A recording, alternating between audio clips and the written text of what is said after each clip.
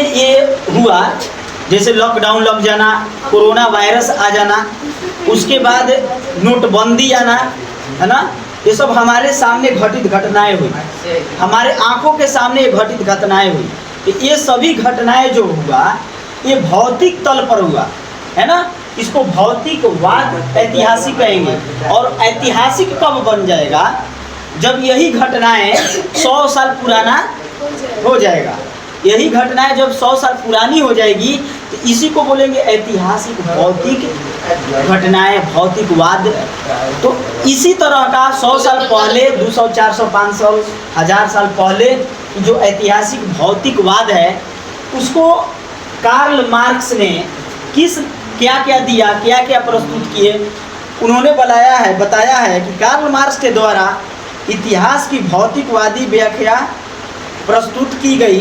उसने कहा कि इतिहास उत्पादन के साधन पर नियंत्रण के लिए दो वर्गों के बीच चल रहे निरंतर संघर्ष की कहानी है। दो वर्गों के बीच चल रहे निरंतर संघर्ष, दो वर्ग होगा, उस वर्गों के बीच चल रहा संघर्ष की कहानी है। और प्रत्येक घटना का मूल शक्ति, प्रत्येक घटना का मूल शक्ति क्या होता है? आर्थिक शक्ति। मूल शक्ति क्या होता है?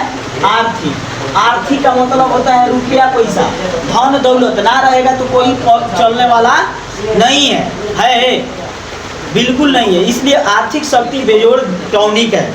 उत्पादन प्रणाली के प्रत्येक परिवर्तन के साथ सामाजिक संगठन में भी परिवर्तन हुआ। इसके इतिहास के 5 चरण दृष्टिगोचर है। छठा चरण तो कार्ल मार्क्स के अनुसार 6 ऐतिहासिक चरण है। पहला आदिम साम्यवादी युग। आदिम साम्यवादी युग, आदिम मतलब जब मनुष्य जन्म लिया था, उसके बाद जब कंदराओं में रहता था, जब कच्चा मांस वगैरह खाता था, किसी चीज़ का आविष्कार नहीं किया था, तो उस समय का आदिम साम्यवादी युग को इन्होंने बताया।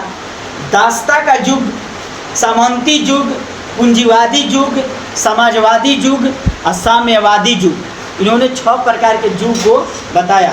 प्रथम अंतर्राष्ट्रीय संघ की स्थापना कब हुई? प्रथम अंतर्राष्ट्रीय संघ की स्थापना कब हुई थी?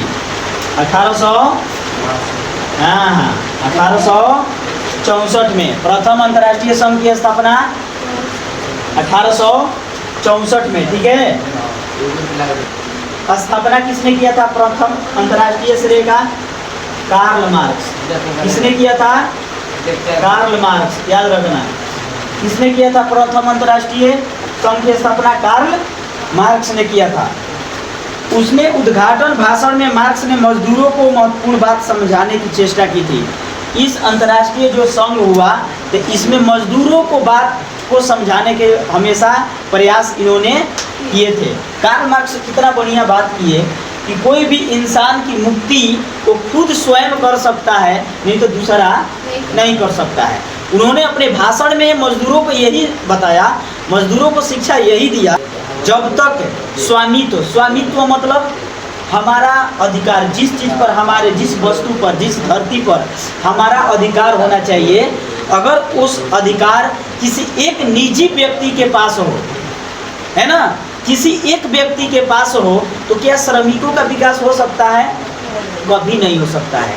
श्रमिकों का विकास वो अपने आवश्यकताओं के अनुसार करता है। अगर मान लो कि मैं किसान हूँ, अगर मैं कृषि करना शुरू करूँगा तो मुझे क्या क्या चाहिए? शुरू में पहले के ज़माने में बैल चाहिए ना। अगर मेरे पास बैल नहीं है तो मैं कहीं से ले आऊँगा, उसके लिए क्या चाहिए? आर्थिक स्थिति, हल चाहिए, बीज बोने के लिए बीज चाहिए, यानी व्यापारी के क्या चाहिए? माल किसी मार्केट से खरीदना चाहिए, तो उस सभी को क्या चाहिए?